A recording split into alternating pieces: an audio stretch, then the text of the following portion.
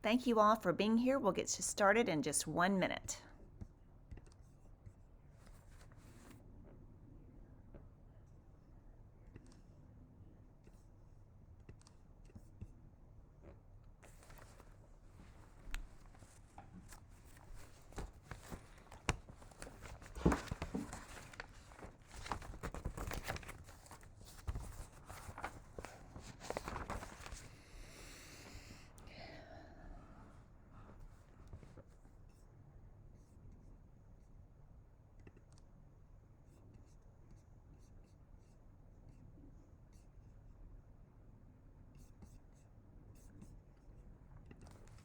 Okay, it's at the top of the hour. My name is Nicole Smith Woodard, and we're going to get started. Thank you for those of you who are able to be here on time. Understand how busy everyone is, and we all have lots going on. So if at any point during this process, during this class, or if you're tuning in on the mobile app, if you need to take a leave, then just reach out to me on Workplace Chat after this is all over, and I will be happy to send you links to all of this information that we're going to go over today here in this class. Okay, let's get started. Well, first of all, thank you for coming today. Again, it is my number one goal to make sure you leave here with value, that this hour will bring tremendous value to you and your business. First of all, can I get a thumbs up or a yes in the chat box that you're able to hear me okay? I'm getting some thumbs up. Yes, excellent. That's great news. Okay. So here is our agenda. We're going to start with the welcome and housekeeping and then the course overview. We'll talk about why you might want to have checklists and systems. Then we'll do a deeper dive into exactly what checklists you should have.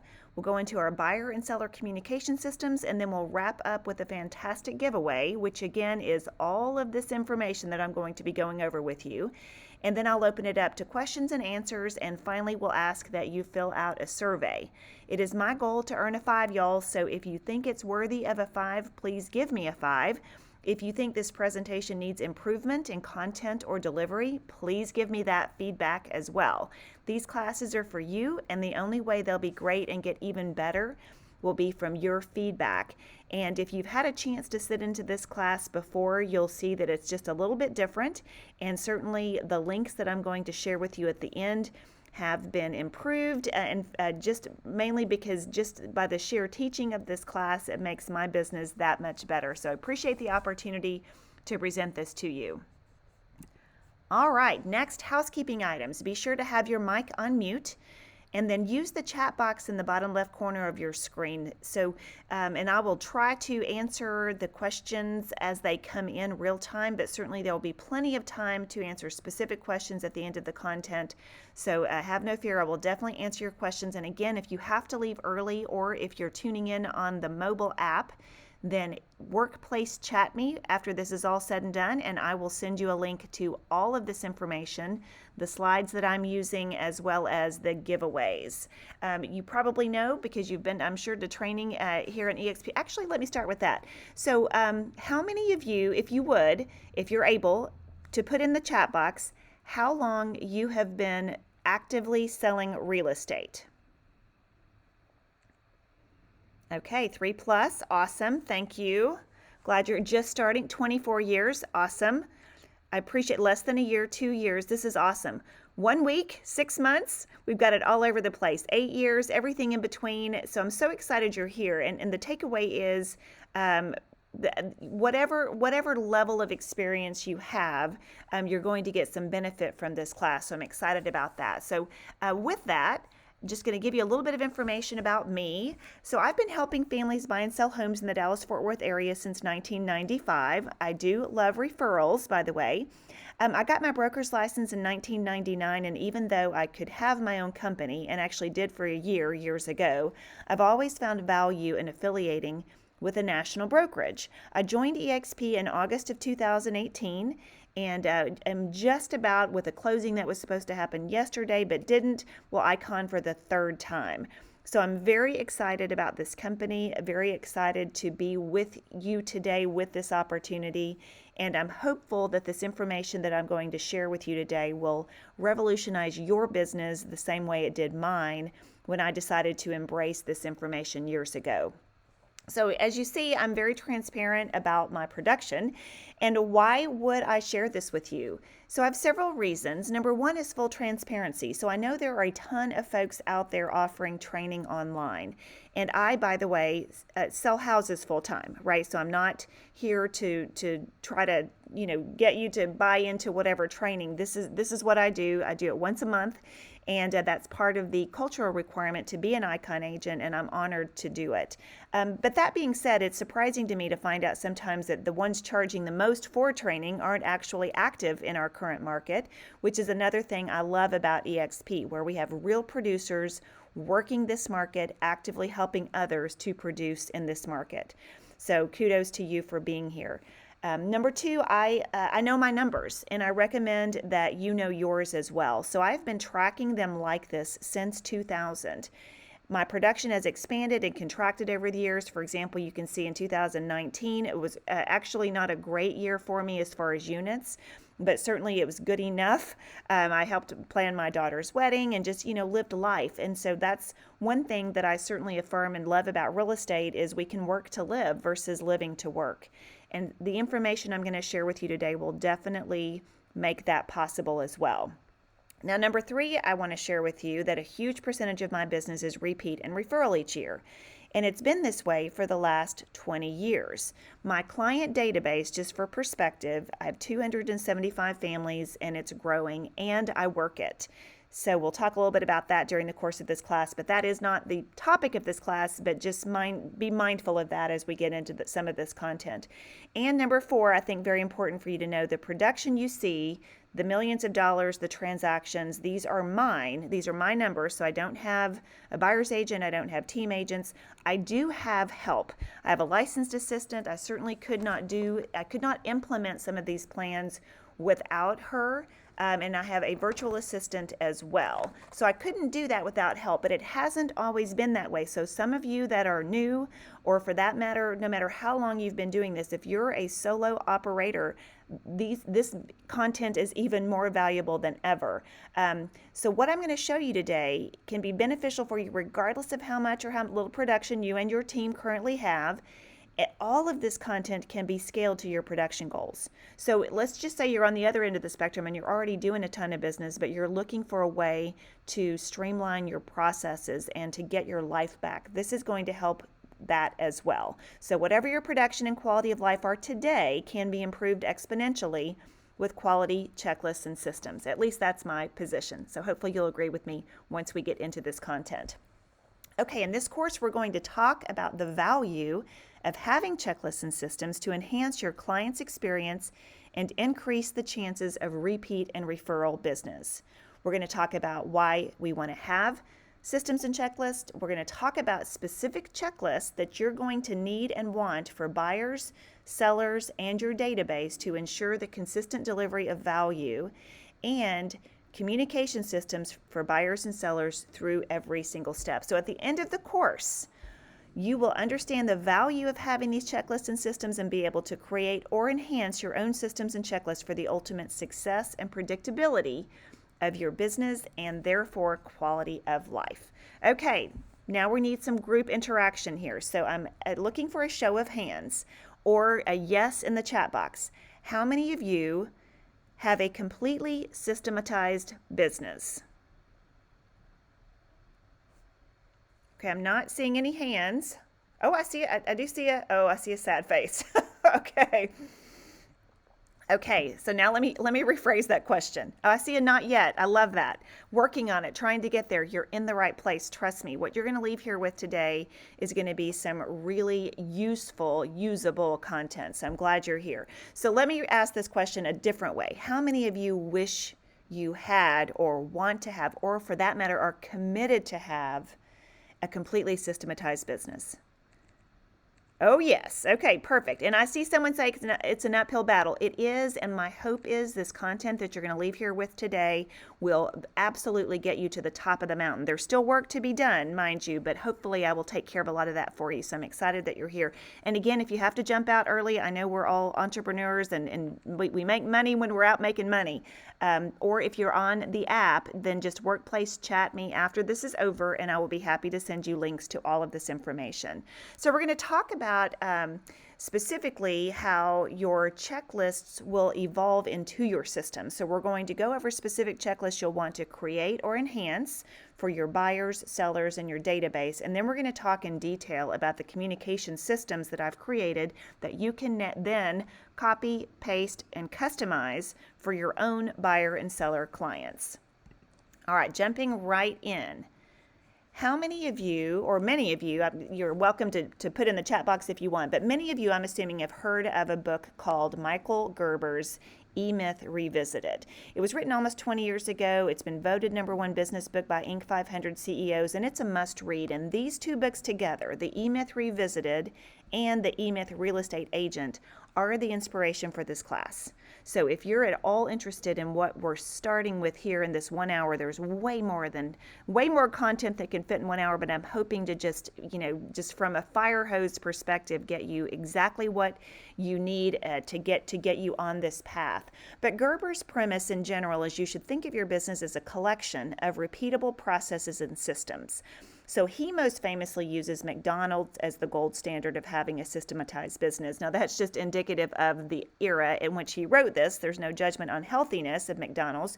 But regardless of the location, when you order a Big Mac and fries in Dallas or in California or Paris, you're going to get a Big Mac and fries that are exactly the same. The process of creating perfect fries is exact, down to the millisecond of the time in the fryer and the temperature of the grease. Each micro process is executed by people who make minimum wage. So, side note, we're always taught, at least in some trainings, to stop working in our business and start working on our business. And what does that even mean?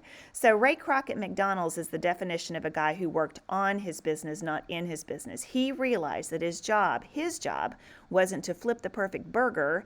It was to create a system where it didn't matter who was behind the grill, or microwave for that matter. The perfect burger would be flipped every single time. And according to Gerber, you need 3 separate people to run a successful business or a team.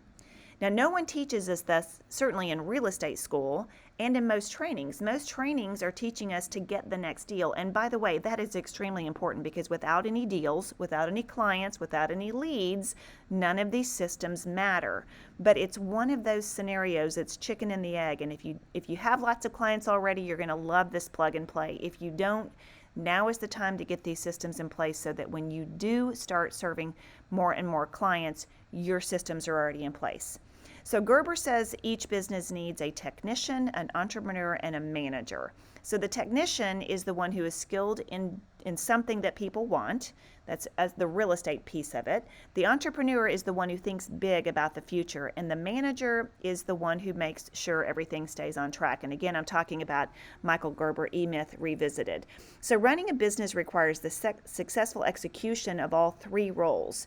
Now, working in the business is being the technician, being a great realtor. So I'm assuming that you're already great at, or you're in the process of getting great at, lead generation and lead conversion and follow-up and showing property and pricing properties, negotiating deals, paperwork. That's technician stuff. We have to do that, or somebody in our organization has to do that.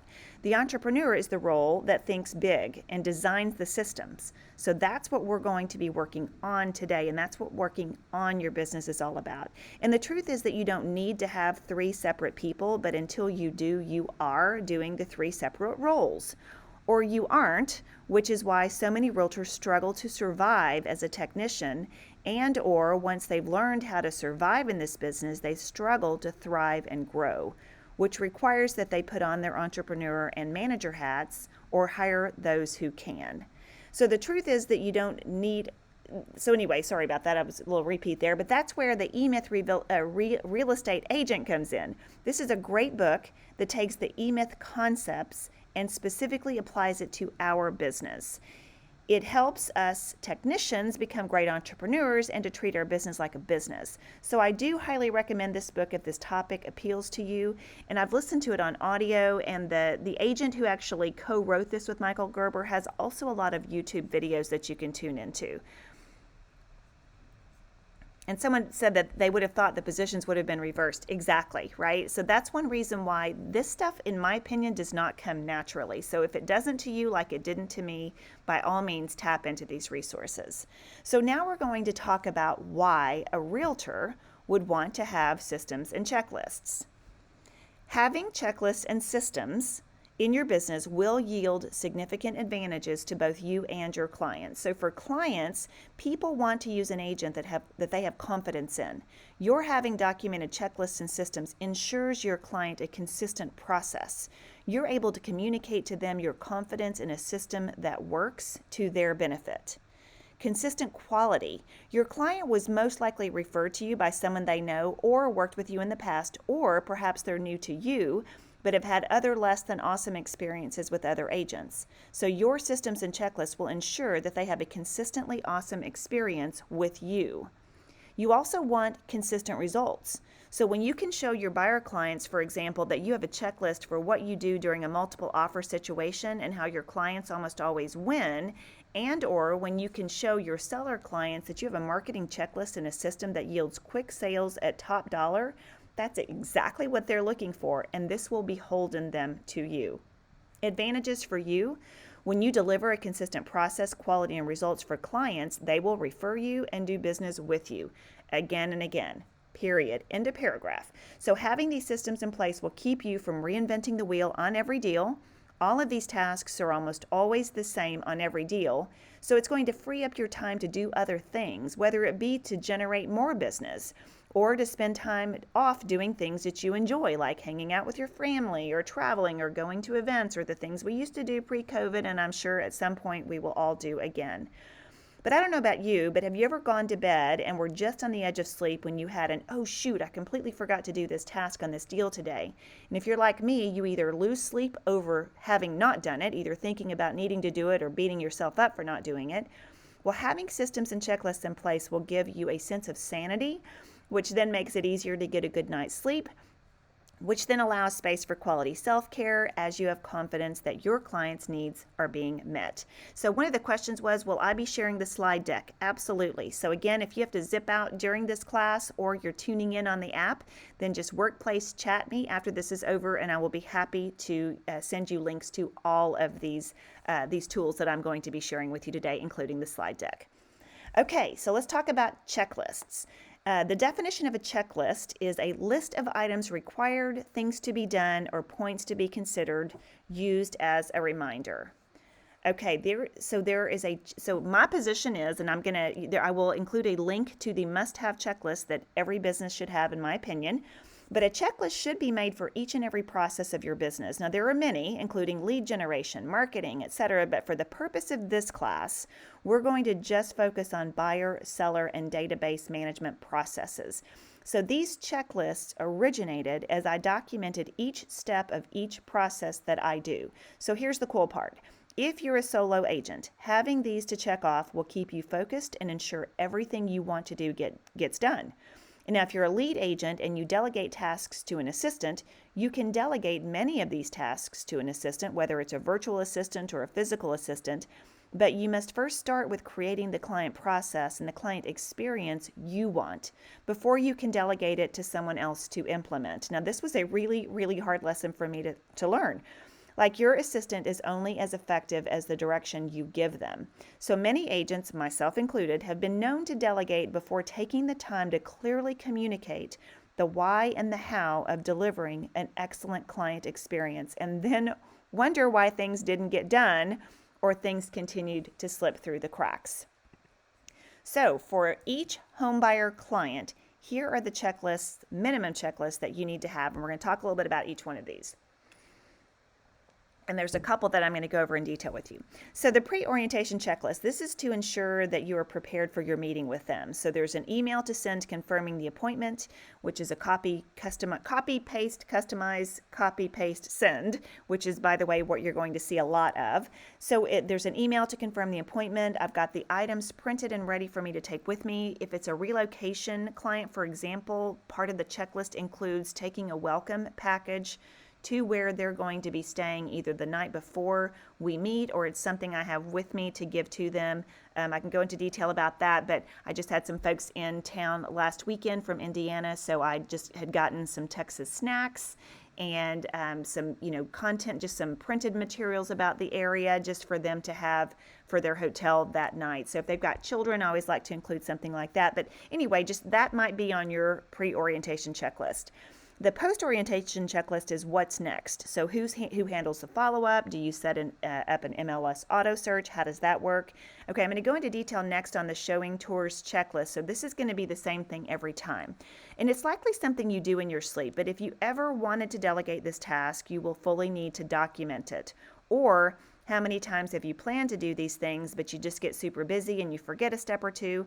And I can tell you from experience, the clients I show have an expectation, and I want to meet or exceed it every single time.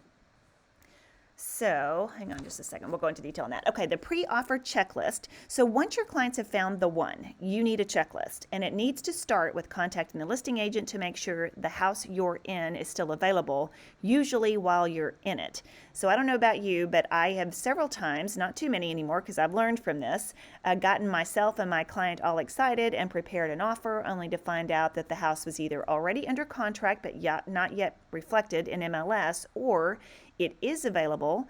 So then you're able to find out from the agent the seller's desired closing and possession terms so that the offer your clients make is acceptable as is without unnecessary negotiations, since you knew to ask all the questions in advance of what would make an offer most desirable. So having these checklists and using these checklists will save you and your clients time and ultimately make you the hero. An option depending checklist. So in Texas, once our offer is executed, our clients own what's called an option period. This is when we get the inspections, get copy of the contracts to the title company, mortgage company, etc. There's lots going on, many with very sensitive timelines. So this is another checklist I'm going to go over in detail next. The pending to close checklist. This is when it's more important than ever to make sure all your I's are dotted and your T's are crossed. So clients are going to remember the closing day, and everything you do to ensure a smooth process from pending to close will determine how happy they are and how likely they will be to do business with you again and refer business to you, which, as we know, is part and parcel for what we're trying to accomplish. So things on this checklist include sending the amendment to all parties, following up with the selling agent to make sure repairs were completed, or sending received receipts to your clients, to scheduling walkthroughs and ordering the closing gift. The post-close checklist, you'll see in the communication plan, I email my clients the night of closing with something like, I'm going to go through withdrawal from you, and then an email maybe a week later that asks them to do online reviews. It details what I want done with my file, all scanned into one PDF and emailed to my online storage. There's a part of one of the processes is to make a copy of the final CD to put in an envelope, which is addressed for me to easily mail the following January 1. All right, now we're going to jump into one of these in detail. So here is the buyer showing tour checklist that I use. So this is what I do every time I have homes to show, and I've been told, especially when clients have experienced viewing homes with other agents in the past or present, that no one is prepared as I am. So this further enhances their experience and differentiates me as more than a key caddy. Right, like just somebody who opens the front door. I mean, anybody with an active license or an app can open the door. I want to become a true resource of trusted information. So this level of detail is going to ensure consistency, and it's something that you could easily delegate if you have your process, your checklist in this much detail. So the first thing is I want to get a list of homes the clients want to see. Sometimes it's going to come via email or text, or they mark it in their portal. We're going to search by address, and the first thing I'm going to do is print an Agent 360 listing for each. Now, I use our MLS as a matrix system, so I know in teaching this before that people have had questions about what exactly this is. So listen to this particular part, some of these details through the lens of what your own MLS offers. But it's basically a full printout of every piece of information that I can get on this property easily. With one click, and then I'm going to staple it by property, and then once all of these are printed, then I'm going to go back and do a search just by MLS numbers and print directions. So again, you may be able to combine those steps into one, and this is of course assuming we have more than one or two houses to show them. Then you want to route them efficiently relative to a stop-start point. Obviously there's lots of changes. It used to be that I would meet at a Starbucks in the middle of the route so we could orient the day and jump in my car. One of these days we might get back to that. In the meantime, though, it's even more important than ever to be efficient with your time and your communication. Then we're going to schedule the showings with enough time to view each home and time in between. We're going to note the showing information on the front page of each listing. Then I'm going to do a quick CMA for each home. Now again, in my ability, I can just quick and easy. I'm not analyzing the value of this home. I'm just printing a quick CMA that shows the activity for the last 6 months in that subdivision. This enables me to easily determine whether the price is reasonable, where this home stacks up relative to its neighbors, whether it's like the biggest house in the neighborhood. It may show some options. I'm going to answer some of these questions that are coming in once I get to the end of this checklist, so bear with me for just a second. But it may show some options that the clients didn't identify but may want to see. Maybe the house catty corner from the one you're showing is also in the market, but didn't for whatever reason meet their initial criteria. But sometimes I'll go ahead and get that one set up too, just in case, because this helps avoid the last minute, hey, while we're in this neighborhood, can we see this one too? And again, we're bringing value to our clients. Then I'm going to staple the agent report and the quick CMA together, aligned in the order to be shown. Now I'm going to hang on to this package. I tell my clients I have this level of information for each home we'll see today, but if they aren't interested in the house, it doesn't matter. If they are interested in the house, I give this to them to review. And then I'm going to print out an agent full report, and that's just usually a one-pager in order of viewing for each person that I'm showing, including the children. It brings them part of the loop, and then I'll staple it together. And by the way, what's fascinating is I always start the day with these stacks, and by the end of the first house, I can tell which one person, if any, in that group actually takes notes, but it's fun for them to have this. Then I'm going to print the map overview with addresses for each client. Again, this is for efficiency, especially since we're not writing together these days. They need to know where the next house is so no one gets lost or confused along the way. Then I put the reports and the map and the pen in a folder for each client. And y'all, this is great for the SCs in the mix. And I'll touch on this a little bit. If you're not familiar with the DISC profile, D-I-S-C, just the short version is it's personality typing, quick and easy, certainly not anything super complicated. There's lots of training available online and certainly with an EXP, but parts and parcels of all of this, these checklists and these tools are designed to attract and to touch all of everybody regardless of where they show up on the DISC profile, and just make sure that everybody feels like their needs are being met. So this definitely is great for the SCs in the mix, those who like detail. And then I want to confirm date and time of location to meet via a text or email to all parties. Again, this is a copy, customize, paste. So on the day of showing, I'm going to text or email each listing agent to verify availability of the home and or working any offers. I don't know about y'all, but our market changes quickly, and we definitely don't want to waste time in houses that are already under contract, and or if we need to act swiftly because there could be a potential offer deadline. So we can't assume that just because we have a confirmed showing time that the house is even available, at least not in our market. And there you have it. So every once in a while, when I agree to a speedy showing, like can you show this house to me this afternoon, which by the way, I do consider myself from time to time being a Pop-Tart agent in this market. You have to go and be where you can be. I don't always have all of this information together, but if given any advance notice at all, I love to have this information with me. So yes, you're going to get a copy of this checklist. And you asked, would an NPR report do the trick? I'm not sure if it's an RPR, maybe. Whatever, again, listen to this content and view these checklists through the lens of what might be comparable in your own MLS that works for you and maybe something you're already doing. Someone asked if I drive them. You know what? I've had one set of people in my car since COVID. And gosh, y'all, I miss that. Oh my gosh, I'm ready to get back to normal. Whatever normal is. Okay, now we're going to go into the pending option through pending checklist. So again, it may not be called option, but this is from the moment the contract is executed until the time that we get through all the inspection periods. So you'll recognize a lot of these activities on the checklist as things you probably do automatically, but if you don't have a checklist and something gets missed, it can be a heck of a time to get things worked out. So here are some of the things we do on our process from contract execution through the inspection option period. So we verify the execution date on the contract and print all forms and put into a binder. This is changing. We're almost completely paperless, but there's still some things we do old school. We also use Trello, so Trello. That is our process system, if you will, that makes this somewhat automated. But don't get me wrong, this is a hands-on process because this is high tech, but it's also high touch, and so it's impossible to completely automate this. But there are some ways to automatically make these things happen. So for now, We create a critical dates letter and we email it along with a copy of the executed contract. We encourage them to keep it handy. You'll see in our communication system because these dates are so important. And the goal is for each of these boxes on this checklist to be checked during the option period and before we move on to the pending to close checklist, where lots of fun things happen behind the scenes to ensure a smooth closing. All right, so we're going to jump ahead. So now we're going to talk about the home sellers checklists. So again, if you have to jump out before the end of this class and you are interested in all these links, then just workplace chat me and I'll be happy to make sure that you get those.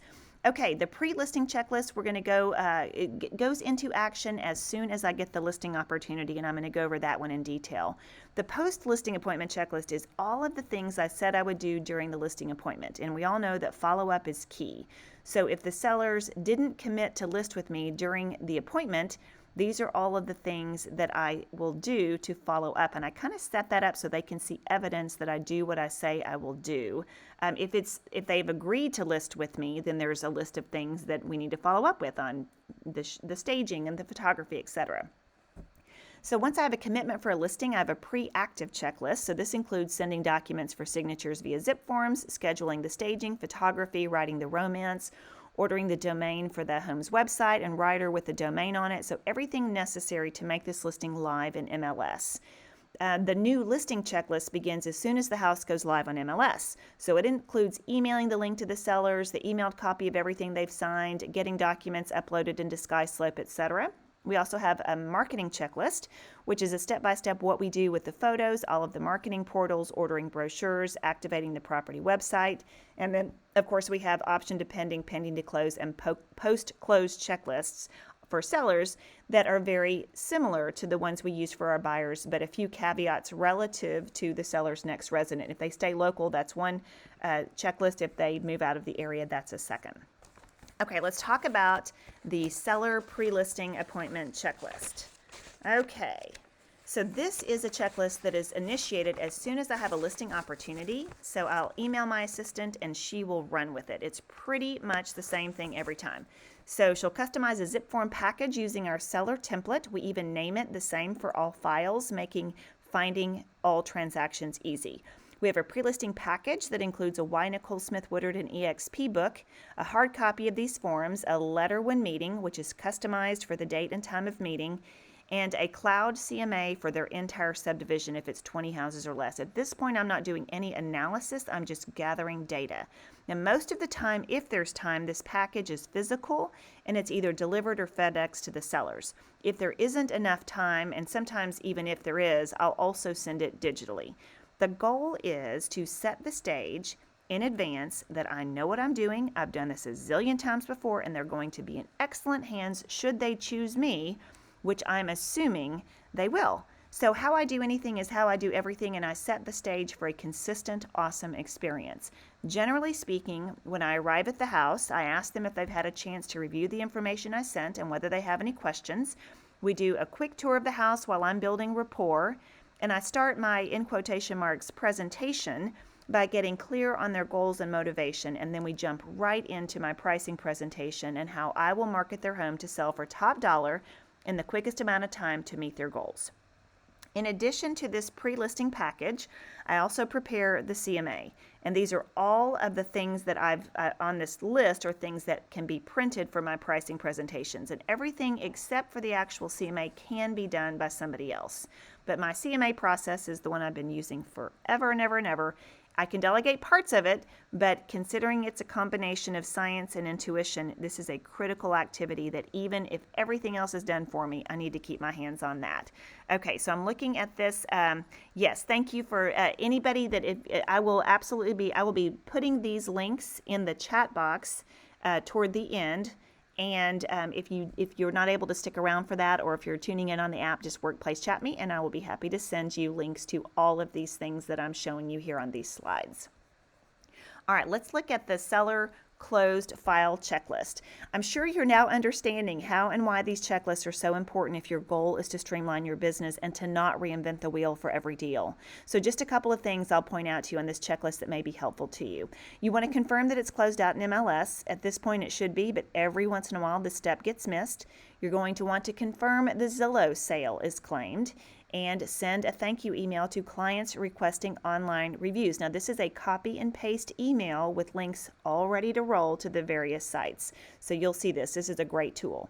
One of the steps is to make a copy of the closing disclosure and address the envelope. This makes it easy for me in January to mail these out to our clients. All I have to do is add a customized letter and a stamp. I want to make sure the survey is in the file. This is one of the things I get asked about the most. Here in Texas, surveys are reusable, whether it's when they sell or refinance or want to put in a pool or what have you. So it's nice to have it handy, and it's not usually part of my file otherwise, so I have a separate step in there for that.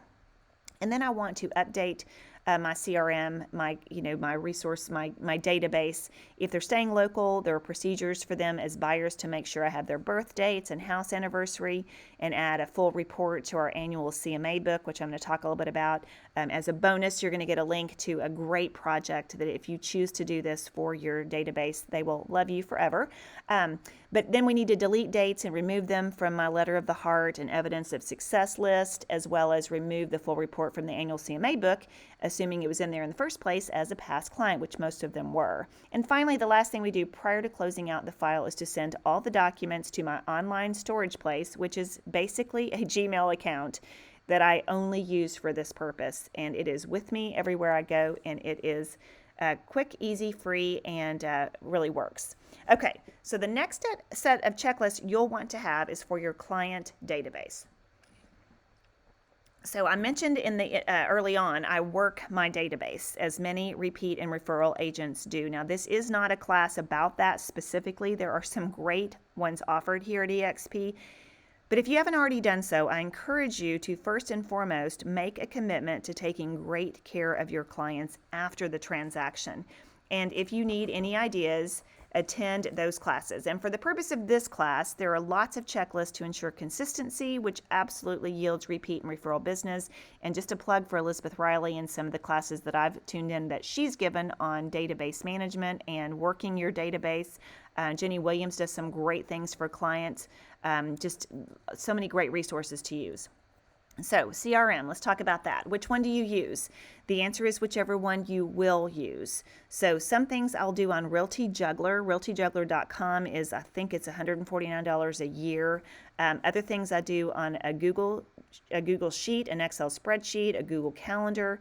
Don't overcomplicate this. Whatever you use is the best thing for you to use, but whatever it is, have a system and a checklist around it.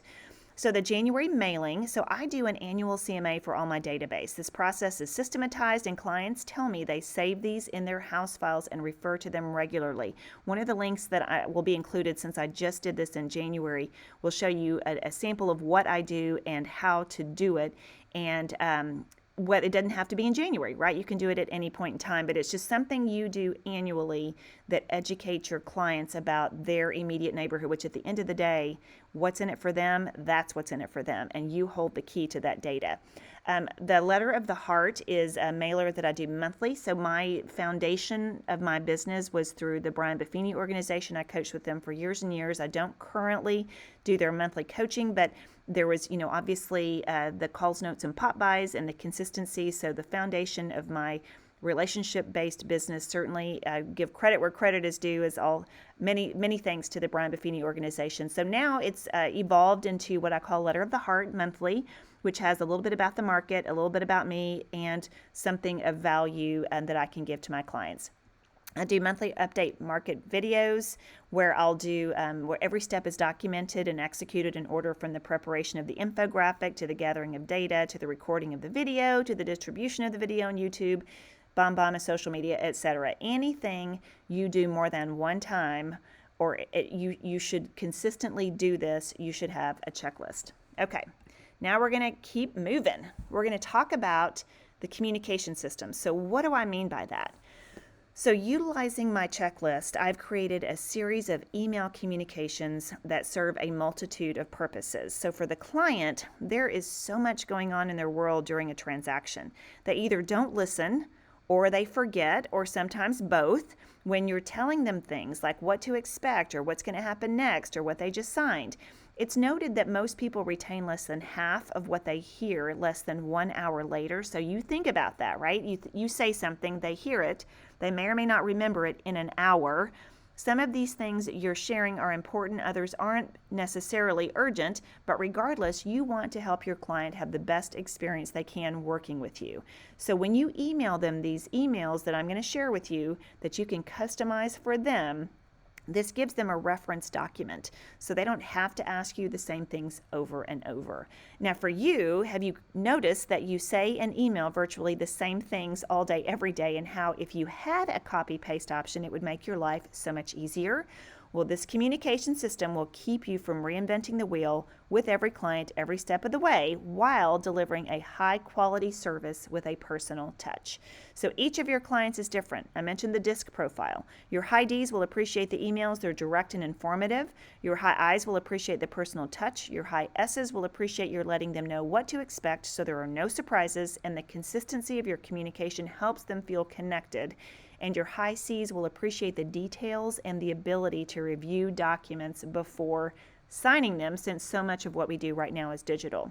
So your success is directly related to your client's perceived experience and whether they will tell others about their experience. It doesn't matter how good you are at making everything happen behind the scenes to get them to the finish line. A lot happens from the time an offer is accepted until it closes, and it's not always easy. So even though you are working hard, remember there is a lot of dead time for the client between pending and closing, and they don't know you are working on it every day unless you tell them. They need to feel like they always know what is happening, and this is a way to help you show them so that they can recognize how hard you're working to make this transaction as smooth as possible. They want to know that you have everything under control, and most agents, at least from my perspective, may not communicate enough. So the more personal touches you have in your system, the better the experience will be for your client. And the better your client's experience, the more likely they will refer you and use you again. And the more systematized your personal touches are, the easier it is for you to deliver consistent quality experience and live a wonderful life. All right. I see someone saying the DISC profile, I'm a CSI. You've got all kinds of things going on. I love it. Okay, this slide that you're going to actually get a link to, you'll get a link to this slide. It has changed and it has improved. So again, this class is consistently improving as my business reflects this, and I appreciate the opportunity to teach what I know, and that just makes me a better doer. How's that? So let's talk about the client communication or the seller communication system. So another key to your client's experience is setting expectations in advance to let them know what to expect at each step of the process. So we take for granted, since we do this all day every day, that our clients know and understand the process. Even those who have bought and sold numerous times, especially, by the way, those that have bought and sold in numerous times, can be surprised during a transaction because things change, forms change, rules change. Heck, the market changes. Setting expectation requires communication and execution. As you can see, the seller communication system is something you should do every single time with every single client. These emails answer questions, sometimes before they're asked, and if a client asks you a question, let's just say they don't know your order and they ask you a question out of order. Well, you know that you have this here, so it's super easy to go in, copy, paste, customize a response that's ready to go. It enables you to demonstrate confidence in your own process, and by following this system and emailing the items, you can rest assured that nothing slips through the cracks. So here are some examples. For example, this email after meeting with a potential seller, I almost always leave there with an assignment, something to follow up on, like I mentioned earlier. If they've committed to me, great. We're following up with the stager and photographer. If they haven't yet committed to me, it gives me an opportunity to prove to them that I'll do what I say I will do. There's a place to detail what I commit to and the deadline. I'll blind copy my assistant on this. She can either do this for me, or if she can't, she'll follow up with me to make sure I've done it. The text with the listing agreement, this over here to the right, I actually go through and explain in my own words and highlight the key points I want them to remember. Especially now that so many of our sellers sign digitally, this gives them a reference tool to refer back to, and it's resulted in fewer "what about this" questions. Back in the day, I would literally go through these these forms with them and continue to sell them on their choice of hiring me, and we miss an opportunity in that. So this is a way to kind of compensate for that. Now, the client communication for the buyer is very similar. You'll see how the early communication points are things that I've already told them or will tell them in person. This does not take the place of personal communication by any stretch. You're going to be talking to your clients every step of the way. What happens, though, is when you're sharing with them verbally, sometimes you may be talking to the wife, there's the husband. I copy all parties on all communications. Again, some people are audible or auditory learners. Other people are visual learners. Other people like to read, some don't. So however you can get this information in their hands, the more you do it and the more consistent your messaging is, the better. So this is not to take the place of this verbal communication. This is there to reiterate it, that I'm there for them, that I'm their resource, whether it's MLS listings or for sale by owners or new construction, or if no homes exist, we can even create options by doing mail and email campaigns into a community. I will send them the forms they're signing in advance. And again, since most of what we do is digital, especially your high Cs or your engineers or your pilots or your attorneys, they're going to want to review these documents in advance. So here are some examples of buyer communication. Following up on that first meeting email, again, I'll blind copy my assistant. She knows what to do to set up the auto search feature. If you don't have an assistant doing this for you, this is a reminder for you to get it done. And especially if you're running from one meeting to the next, you could easily forget the details. So this helps minimize details slipping through the cracks. This what to expect at the inspection, this enables me to let them know in advance I'm not going to be there, but they are in good hands with their inspector. We'll get the report within 24 hours, and once the report is in, we'll go over it together, etc. All the things we know, they now know, and it minimizes their stress as much as possible given the stressful time. Now, the execution of communication. Here's the deal. Having this communication is one thing, using it consistently is quite another. I started off using literally Word documents that I would print out and put at the front of my binders, and they would have to be checked off before we could move on to the next checklist. That's one way to do it. What we're currently doing is using a Trello board. And I currently have an assistant who organizes the tasks on a Trello board. So this is high tech and high touch, and it works. When I first began using these, I literally printed it off. So don't let technology slow you down. On the other hand, if technology makes you more efficient, then rock on. So I wish there was a way to share this actual Trello board, but I haven't figured that out yet without messing that up. But anyway, if you have any experience with Trello, and I understand from the feedback from other folks who have taken this class, there actually is some Trello training that's going on in EXP, so that might be something. I do not invite clients to Trello. This is something behind the scenes. This enables me to, instead of checking the box, actually click and drag over. And by the way, I believe that there is a free version of this up to so many boards. So much like I've systematized, if you have in your contract software a template, perhaps for your buyers or your sellers, if you don't, by the way, that's a real great system, a great time saver, is just to have all the documents that you need, you're going to need because of your sky slope checklist. So go ahead and have those loaded up in a buyer system or a buyer template or a seller template. I do the same with these Trello boards. So I have a buyer board and a seller board, and as soon as I have a buyer or a seller, then we execute that, and that's what this looks like. Okay, I'm going to jump ahead here to recap. Having checklists and systems benefits your clients by ensuring a consistent process, consistent quality, and consistent results. It benefits you by delivering referrals and repeat business, time for other things, and a wonderful life with sanity, sleep, and self-care. Yay! Okay, I'm going to start putting links into the chat box. And again, if you're on mobile or you have to zip out or there's some sort of technical challenges, then just workplace chat me and I will be happy to send you links to all of this. I do hope that they will help you. I'm going to start with the presentation slides. And then feel free to put, if you have any questions in, feel free to put those in chat, or if you want to ask, then I'm happy to do that. So this is must-have checklists. Okay. These are sample checklist.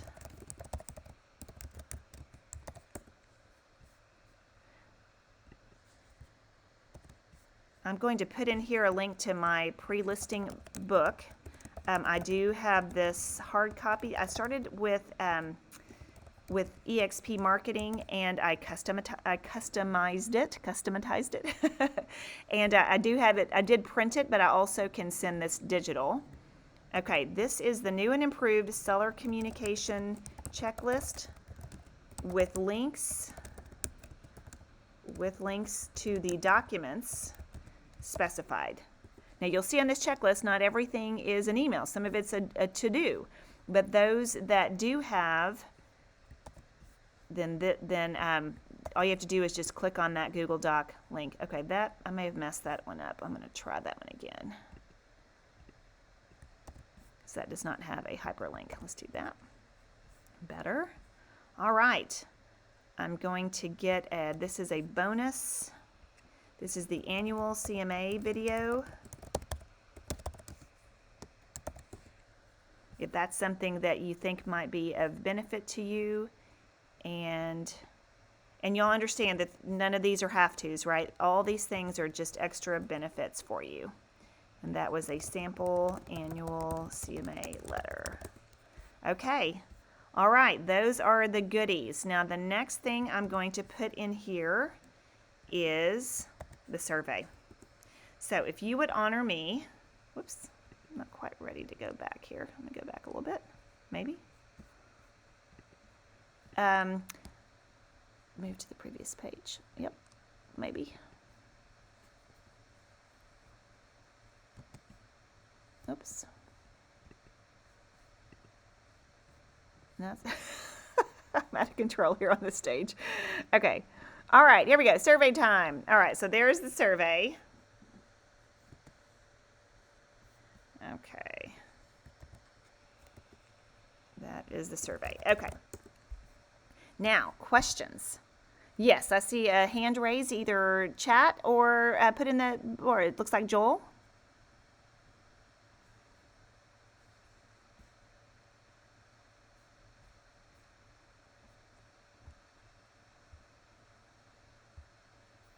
I see your hand, Joel, if you've got a question.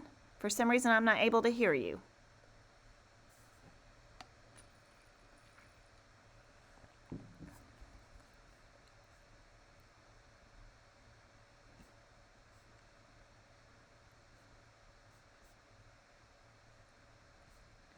Excellent. So I am going to just keep talking. So stop me if you have any questions. I appreciate everyone taking the time to do this. I think that now more than ever, and if you're tired of hearing the now more than ever, I honor that, is that we take care of our clients and that we continue to serve them at a super high level. And one of the ways we can do that is by being a resource for information. And what you'll see through these communication systems and these checklists is that you will literally check the box numerous times, and they will have every reason to be thrilled with the service that you provide them and ultimately refer you. Any questions about different things or anything specifically on this process?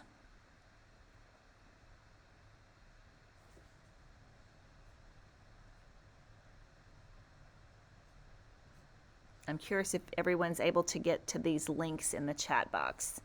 I see a question. Where were there 5 links? Let's see.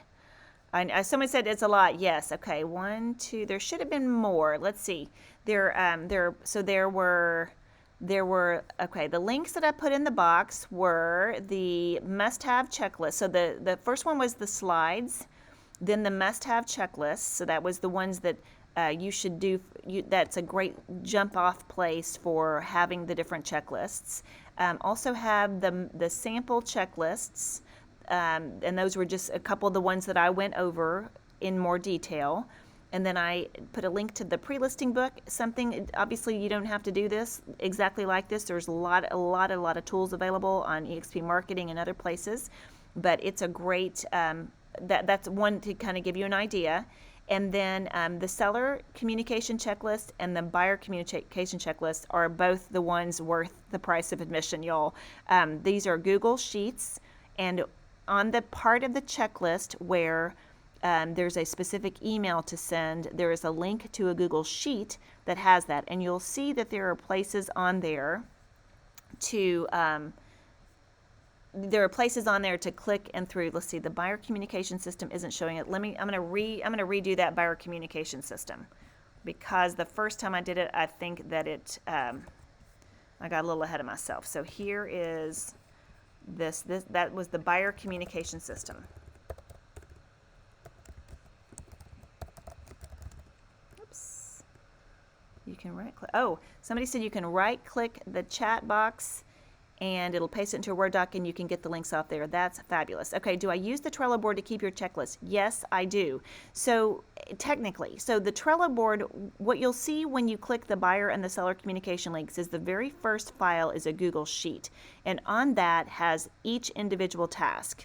So let's see, I'm not sure where let's see. Let me go back to my presentation slides. And y'all, we will wrap up right at the time. So let me go back to this, my Trello board, maybe. For some reason, start presentation, okay. Oops, for some reason, I'm not able to get my slides back up there. Start presentation, okay. Well, I'll give it a second. It may not go back up there. Let's see, right click. So I see it in the box, start presentation. Okay, well, for some reason, I'm going to just keep talking.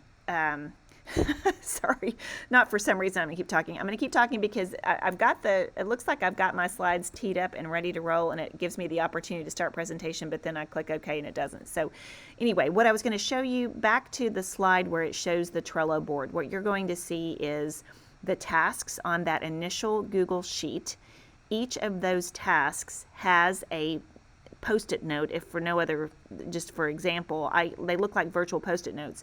So each Trello board, I have a buyer board and a seller board, they are all customized with those individual tasks. And then I organize the tasks in lists, if you will, with those tasks in order. And then my assistant and I are constantly jockeying about when we do what and how. And then there's a way, once it's done, you can click and drag it either to completed tasks or not applicable, because there are certainly, some of these particular tasks don't apply to every single deal, but this is going to cover the vast majority of them. Okay, super. All right, we're just a couple of minutes away from the top of the hour. Again, my name is Nicole Smith Woodard. I'm just very much appreciate you taking your very, very valuable time and spending this time with me. And certainly there is a seller communication. I'm going to get that for you. Let's see. There we go. Boom. Seller communication docs. You know what? I see what you're talking about. The seller communication systems. You know what? I had that. Hang on just a second. There was somebody asked, and this is something that I've done in the past. These are going to be dated now, but these are seller communication. Okay, so bear with me. Seller communication system. This is more, somebody asked if this the session was recorded. Let's see. This is seller communication system. Okay. This is more like this is 2 or 3 versions ago, but this will kind of give you an idea of what these look like. And this is going to be buyer's communication system. Okay, and again, I'll send you all of these when I'm not multitasking. There we go. Maybe, we'll see, there we go. All right, there are those. All right, y'all, it is 2 minutes away, but just know that I'm a resource.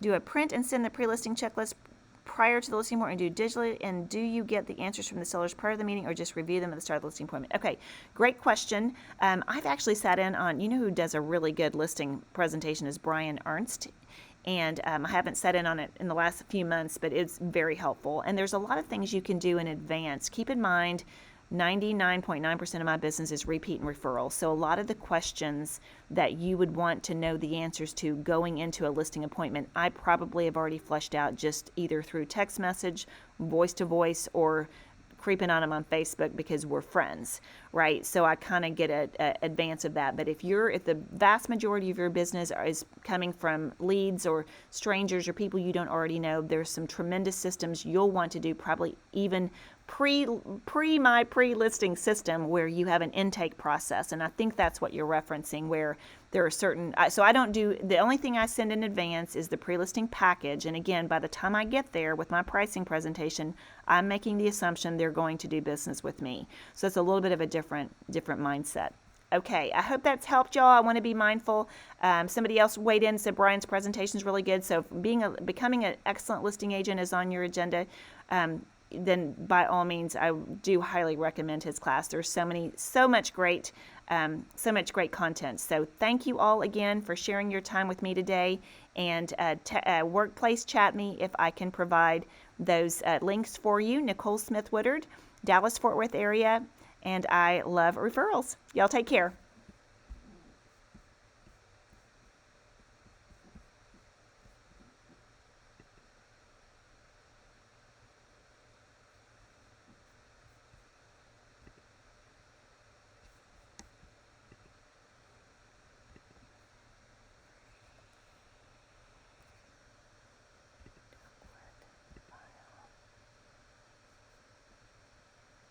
Are we still on hold? Okay, how many hours? 3, okay. That is nuts. Did you go online? I did. I went to go online and troubleshoot. We can't remedy your problem. Call the. That's why I don't want to give it up. Yeah, that's why I went online. I thought I'll run the dual path. Yeah. That's what you're saying. Download our My Frontier mobile app or visit frontier.com/help center for your technical resolution. And I plugged in her number. There's nothing wrong with your. Well, you okay if I open these shades and yeah, let some sun absolutely, in? yeah. Warm up the room a little more. Okay. So there is a.